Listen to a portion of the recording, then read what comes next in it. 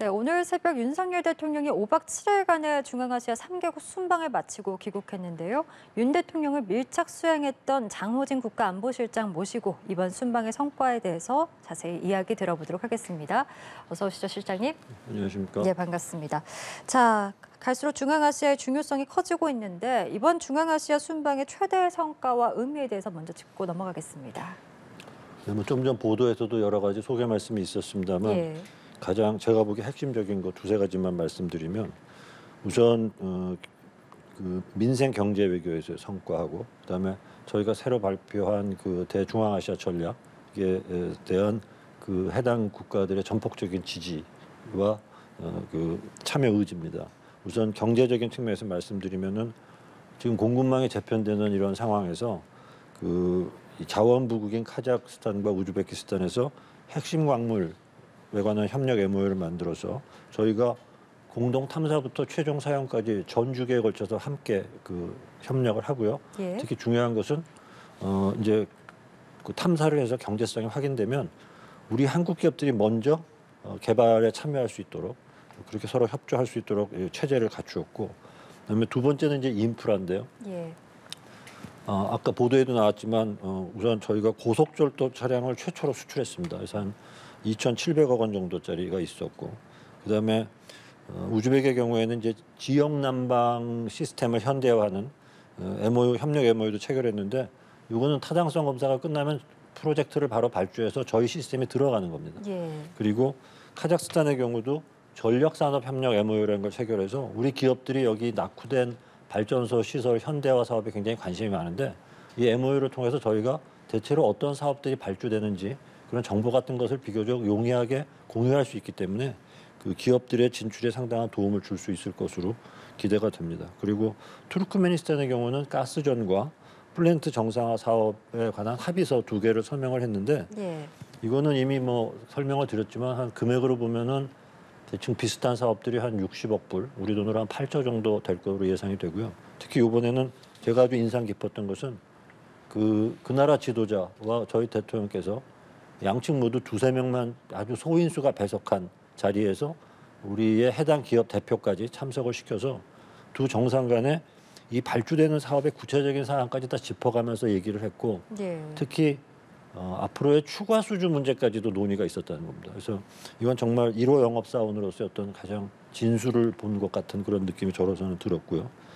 그래서 경제적으로는 한국과 중앙아시아가 이번 순방을 통해서 광물 자원과 에너지 그리고 인프라, 산업기술 이런 측면에서의 그 하나의 연합을 구축했다. 그렇게 예. 말씀드릴 수 있겠습니다. 그리고 중앙아시아 전략은 아까도 말씀드렸다시피 이 지역이 최근 들어서 중요성이 굉장히 더 높아지고 있어서 세계 주요국들이 관심을 많이 보고 있는데 이번에 우리가 지역 전략을 내놨고 거기에 그 국가들이 다 호응을 해서 내년에 처음으로 서울에서 제1차 한중앙아 정상회의를 개최하기로 되어 있습니다. 그렇군요.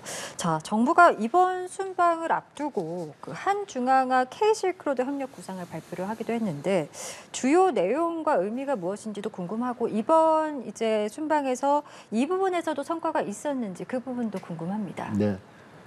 중앙아시아는 일단 저희에게서 가장 큰 의미는 주요한 건설 인프라 수주 시장입니다. 예. 이번에 갔더니 세 나라 합쳐서 그동안 저희가 수주한 실적만 해도 350억 불 가까이 되고요. 앞으로도 지금 계속 늘어날 전망인데 뿐만 아니라 여기가 가스와 석유 그다음에 광물 자원의 아주 보고고 동서양을 예로부터 있는 실크로드 지역에 있기 때문에 국제 정치적으로도 굉장히 요충지입니다. 그래서 러시아하고 중국은 이미 1996년부터 여기에 샹하이 협력기구라는 국제기구 이 협의체를 만들어서 아예 관리를 하고 있고 최근에 미국, EU 같은 데도 굉장히 많은 관심을 보입니다. 근데 이제 우리 같은 경우는 윤석열 정부 출범해서 저희가 인태 전략 또 민주주의 정상회의나 AI 정상회의도 했지만 지역 측면에서는 한 아세안 연대 구상, 그다음에 사우디, UAE, 카타르 등 같은 중동 국가의 네트워크 그리고 한 태도국, 한 아프리카 정상회의 같은 그 지역 협력 네트워크 확충하는 데 굉장히 주력해 왔거든요. 예. 이번에 이제 중앙아시아까지 그거를 넓혔다고 말씀드릴 수 있고, 그래서 저희로서는 중앙아시아 이런 특장과 또 글로벌 중추국가로서의 우리의 역량과 또 역할 이런 것들을 잘 융합을 해서 에너지, 자원, 인프라 협력을 한 축으로 하고 또 한편으로는 우리가 해주는 개발 협력 그리고 인적 문화적 교류 이런 것들을 잘 묶어서 정부와 기업, 국민들 간의 긴밀한 네트워크를 긴밀화하면서 드라이브를 걸어서 밀고 나가겠다 하는 생각이고요. 이 중앙아시아 측에서도 이번에 저희가 타지키스탄하고 키르기즈는 못 갔는데 예. 그 나라에서도 다 좋다는 그 찬성 의사가 이미 전달이 돼서 예. 내년에 한 중앙아시아 정상회의를 아주 성과 있게 하려고 지금 준비를 시작할 생각입니다. 예, 말씀 주신 그 한국과 중앙아시아 5개국 정상회의 개최 내용, 이제 윤 대통령이 내년 우리나라에서 개최를 하겠다 이렇게 발표를 했는데 구체적인 계획도 궁금합니다. 구체적인 계획은 사실은 이번에 저희가 이걸 발표해서 그 5나라에서 다 좋다는 적극적으로 찬성한다는 지지가 왔으니까 예. 저희가 조금 더 면밀히 다듬어야 되겠습니다만 일단 아까 제가 말씀드린 그 에너지 자원 인프라 협력, 그다음에 개발 협력, 인적 문화적 교류, 그리고 정부, 기업, 국민 간의 그 네트워크 확충 이 4가지를 축으로 해가지고 구체적으로 5나라가 공통으로 할 부분, 또 그다음에 저희하고 그 5나라가 각각 개별적으로 할 부분 이렇게 나눠서 계획을 짜나갈 생각입니다. 알겠습니다. 저희 안보실장님 모시고 중앙아시아 3개국 순방과 관련된 성과 또 의미 짚어봤는데요. 또 어렵게 모신 만큼 예. 북한이 연일 이제 도발을 했었고 그와 관련된 우리의 대응에 대해서도 좀 질문을 드려봐야 될 것 같습니다.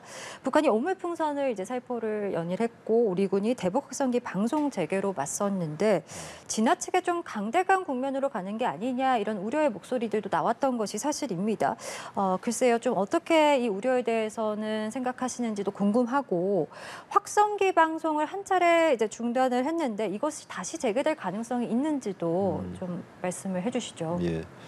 우선 그 확성기를 재개하기로 한 결정은 이제 다 아시겠습니다만 북한의 오물풍선에 대한 대응인데요. 예. 이것은 이제 기본적으로 국민들의 어떤 안전과 또 편익을 지키기 위한 그런 결정이었고 강대강이라는 말을 얘기는 제가 조금 동의하기 어려운데 왜냐하면 예.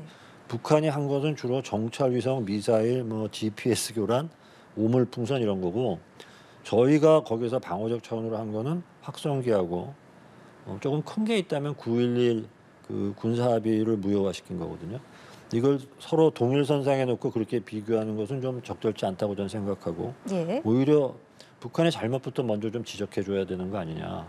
그렇지 않으면은 북한이 오히려 점점 더 안이해질 것, 인식이 안이해질 것이다 하는 말씀을 드리고 싶습니다. 그리고 확성기 재개를 어떻게 할 거냐는 문제는 그거는 뭐 저희가 여러 번 얘기했지만 북한이 감내하기 힘든 조치가 나올 거냐 말 거냐는 북한하기 나름이다 하는 말씀을 드리겠습니다. 그렇군요. 지금 오물풍선이 이제 계속 될 것이다라는 우려가 되면서 앞으로 만약에 오물풍선이 다시 날아온다고 하면 그때는 또 어떻게 대응할 계획인가에 대해서도 많이들 궁금해하시는 것 같아요. 예, 근데 그 북한의 오물풍선에 대해서는 아까도 말씀드렸지만 사실 그게 어떤 한 지역을 어쨌든 이 관리하고 통치하는 조직에서 할 짓은 아니지 않습니까? 그 제가 어느 언론에다가 좀 비열하고 좀 불결한 행위다라는 얘기도 했는데 이제 그런 행위를 계속해서 반복한다면 아까도 말씀드린 것처럼 북한이 감내하기 어려운 조치들을 볼 수밖에 없는 예. 것이고요. 예. 그러나 어쨌든 북한이 그런 자기 주민들조차 알게 되면 부끄러워할 일을 다시 하지 않기를 바랍니다. 알겠습니다. 지난 9일에 그 우리 군이 대북 확성기 방송을 실시한 날이었는데 북한군 수십 명이 군사분계선을 넘어왔다가 우리 군의 경고 사격에 다시 돌아간 사건이 있었습니다. 이 사안은 좀 어떻게 보고 계십니까? 사실 저희는 그 정전협정을 준수하면서 북한군의 일거수일투족을 굉장히 면밀히 봅니다. 그래서 그날도 제가 바측각 보고를 받았고 예.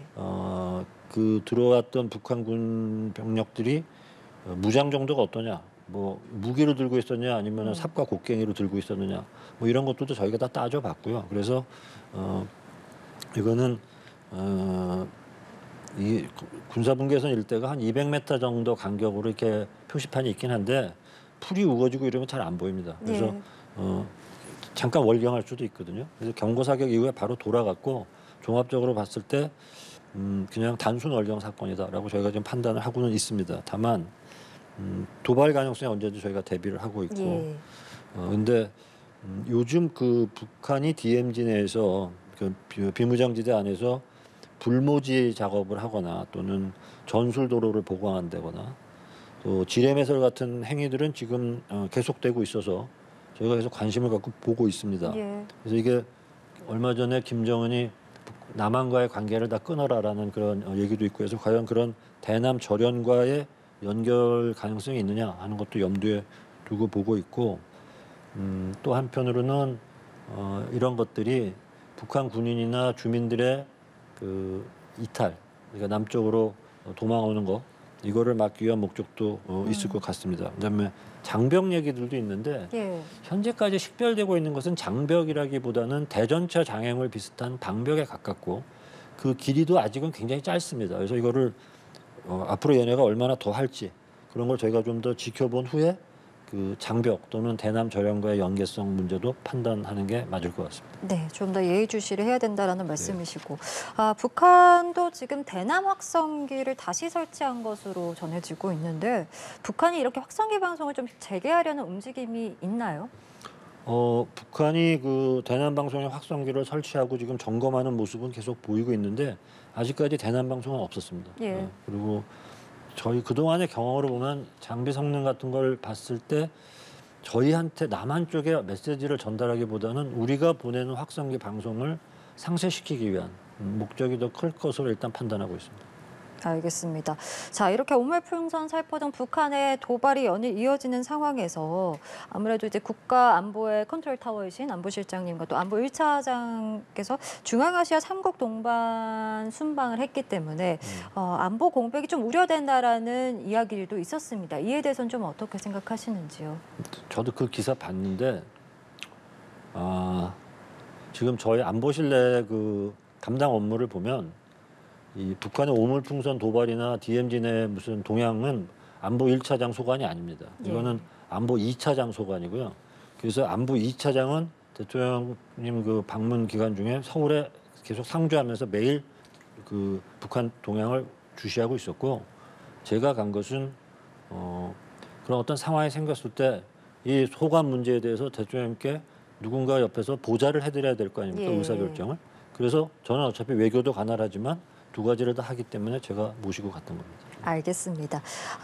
이 이야기도 좀 해보겠습니다. 네. 푸틴 러시아 대통령의 이 방북이 초읽게 들어갔다라는 관측들이 나오고 있습니다. 뭐 18일에서 19일쯤에 방북할 것이다 이런 설들이 나오고 있는데 지금 우리 정부는 어떻게 이 내용 파악하고 있습니까? 푸틴 대통령이 조만간 방북할 것이다 하는 얘기는 많이 나오고 있고 실제 그렇게 예상도 되고 있습니다. 저희가 대충 구체적인 동향은 알고는 있는데 저희가 그거를 뭐 상세히 언급하는 것은 좀 적합하지 않은 것 같고, 하여튼 저희가 여러 가지 경로로 통해서 러시아와 북한 간의 불법적인 군사협력 문제부터 관련 동향들을 계속 모니터링하면서 저희 나름의 대응책도 세우고 있습니다. 그렇군요. 푸틴이 만약에 반복할 시에는 지금 약 9개월 만에 러북 정상회담이 예상이 되는데 뭐 군사협력 강화, 북한 이주 노동자 수급 등 다양한 의제들이 좀 예상이 됩니다. 어떤 의제 예측하고 계시는지도 궁금하고 이에 대한 우리 정부의 어떤 대응 전략 어떤 것들이 좀 세워지고 있는지도 궁금합니다. 그 작년에 러북 정상회담 이후에 그 북한 측에서 러시아에다가 무기 제공해 주는 걸 포함해서 러북 간에 이런저런 교류들이 있는 것이 계속 포착돼 왔습니다. 예. 근데 지금 과거에 소련을 포함해서 소련이나 러시아의 지도자가 북한을 방문했던 것은 의외로 딱 한 번밖에 없습니다. 그게 2000년에 푸틴 대통령이 북한을 잠깐 방문한 적이 있는데 그것도 무슨 그 사실은 양자 관계가 중요해서라기보다는 그 이어서 있었던 오키나와 G8 정상회담에서 미국 대통령한테 북한이 인공위성 대리 발사해주면 미사일 실험 더 이상 안 하겠다고 했으니 그렇게 약속을 받았거든요. 그때 북한 가서 예. 김정일한테 그거 들이밀면서 MD 하지 말라고 그 압박하기 위해서 이제 들렸던 목적이 더 큰 것으로 분석되고 있는데 그 외엔 사실은 없습니다. 그런데 이번에 푸틴 대통령이 간다는 것은 결국 그만큼 우크라이나 전쟁 때문에 러시아가 아쉽다라는 방증으로들 많이들 볼 수밖에 없고요. 예.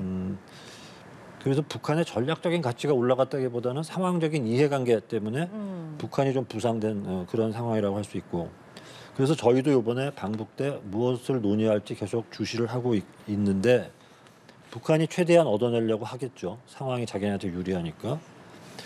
또 러시아는 우크라이나 전쟁 때문에 과거에 그 안보리 상임이사국 같은 그런 모습은 아닙니다. 그래서 이게 뭔가 좀 가능성이 있다. 그래서 저희 나름대로 이런저런 정보를 다각적으로 수집을 했고 또 그래서 러북 간에 보다 좀 폭넓은 협력이 추진될 가능성이 있고 군사안보 측면에서도 일부 사항은 과거의 방식과 비슷하게 돌아갈 가능성이 있다 하는 그런 정보도 있고 해서 러시아 측에 일정한 선을 넘지 말아라 하는 저희가 경고성 소통도 한 바가 있습니다. 근데 어쨌든 저희는 계속 지켜보면서 푸틴의 방북 결과를 세밀히 분석을 해서 그게 수사로 그치는 것인지 또는 실체가 있는 것인지 수사라 하더라도 강도나 내용이 어떤 것인지 이런 것들을 다 종합해서 거기에 따라서 분명히 대응을 할 것이고요. 이미 우크라이나에 대한 북한의 무기 지원 문제로 이 러북 간의 협력은 세계 안보 차원에서 다뤄지고 있기 때문에 국제사회하고도 긴밀히 협력을 할 겁니다. 근데 아이러니컬하게도 제가 보기에는 러시아가 북한에 뭔가 더 많은 것을 도와주는 또는 양보해주는 형국이 되면 될수록 제가 보기에는 우크라이나나 서방은 좋아할 겁니다. 왜냐하면 그만큼 러시아가 아쉽다는 얘기고요. 즉 우크라이나에서 전황을 서방 측에 더 유리하게 끌고 갈 수 있는 소지가 그만큼 더 있다는 얘기가 되기 때문에 그만큼 러시아가 급하다는 얘기는. 그래서 서방이나 이런 데서도 이 러북 간에 어떤 논의가 있는지 상당히 관심 있게 지켜보고 있을 겁니다. 이렇게 북러 밀착이 좀 이어지는 가운데 우리는 그렇다면 러시아와 어떤 좀 전략을 갖고 관계를 이어가야 되는가 그 부분에 대해서도 좀 질문을 드려야 될 것 같습니다.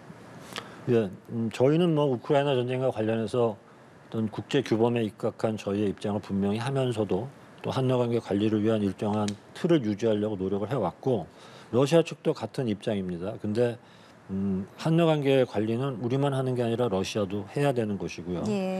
그래서 제가 지난번에 어느 언론에서 우크라이나 전쟁 이후에 진영 대립이나 외생 변수가 없으면 한러 관계가 정상화될 수도 있다. 전쟁 후에 이런 말씀 드렸는데 만약에 이번에 가서 러북 간에 어떤 새로운 상황이 전개되면 그거는 새로운 외생 변수가 생기는 것이고 한러 관계 정상화에도 영향이 어느 정도 생길 수 있다라는 말씀을 드리겠고 러시아 측에서 우크라이나 전쟁이 끝나면 과연 남과 북 중에 어느 쪽이 더 중요하고 필요한지 잘 생각해 볼 필요가 있다고 봅니다. 그렇군요. 푸틴 대통령의 방북과 비슷한 시기에 이제 우리는 한중 전략 대화를 열 것으로 알려져 있는데 여기서 좀 어떤 내용들이 오고 갈 것이라고 보시는지도 궁금하고 이렇게 북러 밀착 또 북중러 협력 강화 등의 이런 상황 속에서 우리가 앞으로 어떤 대응 전략을 좀 취해야 된다고 보시는지까지 질문 드리겠습니다. 우선 제가 보기에는 북중러 협력 구도는 아직 아니라고 보고요. 서로 중국과 러시아 사이 이해관계도 많이 다르고 지금 이런 푸틴 대통령의 방북이 거론되는 시점에 한중 외교안보 대회가 개최된다는 것 자체가 이게 최근의 상황에 북중러의 합집합은 아니다라는 것을 오히려 방증해 주는 거 아닌가 싶습니다. 근데 저희로서는 지금 이번 정부 들어와서 중국과 어떤 상호 존중 또 호혜, 공동이익 이런 데 입각한 새로운 한중 관계를 만들려고 노력을 하고 있는 것이고 최근에 이제 한일중 정상회의도 개최되고 하면서 앞으로 아까 말씀하신 외교안보 대화도 있고 여러 가지 소통 채널이 계속 열릴 텐데 그걸 통해서 전략적이고 전략 또는 정책 문제에 관한 소통을 계속하면서 한중 관계는 한중 관계대로 발전시켜 나갈 겁니다. 알겠습니다. 지금까지 저희 중앙아시아 3개국 순방과 관련된 내용 또 국제 정세 속의 다양한 우리의 대응 전략들에 대해서 장호진 국가안보실장과 이야기 나누고 있습니다. 그리고 또 한일중 간의 어떤 관계 설정과 관련해서도 좀 질문을 드려보고 싶은데 지난달 서울에서 열렸던 이 한일중 정상회의 한중 관계를 개선하는 전환점을 맞이했다 이런 평가가 나오고 있습니다. 앞으로 중국과 어떤 경제나 안보 측면에서 어떻게 좀 관계 설정을 해나가실 계획이신지도 궁금하고 시진핑 주석의 방한 가능성은 계속해서 이제 언급이 되고 있거든요. 실제로 좀 가능한 것인지 묻고 싶습니다.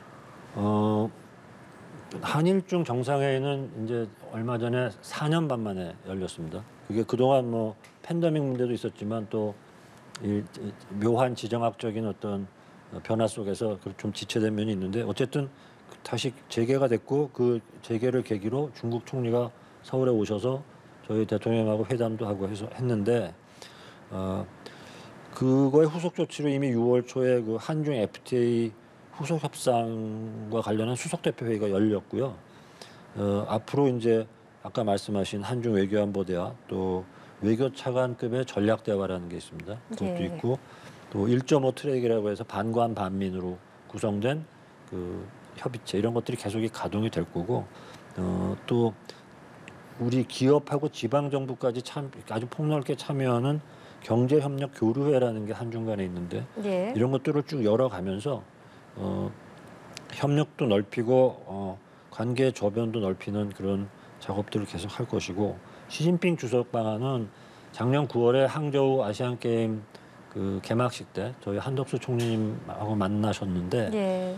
그때 저도 같이 있었거든요. 같이 배석했는데 그때 본인이 방한 문제를 진지하게 검토한다는 말씀이 계셨고요. 근데 제 생각에는 이제 앞서 말씀드린 그런 여러 가지 협의체들을 통해서 피차 간의 그런 전략적인 소통을 하면서 그 시진핑 주석께서 방한할 수 있는 그런 여건이나 시기도 점차 구체화되어 나가지 않을까 그렇게 생각하고 있습니다. 알겠습니다.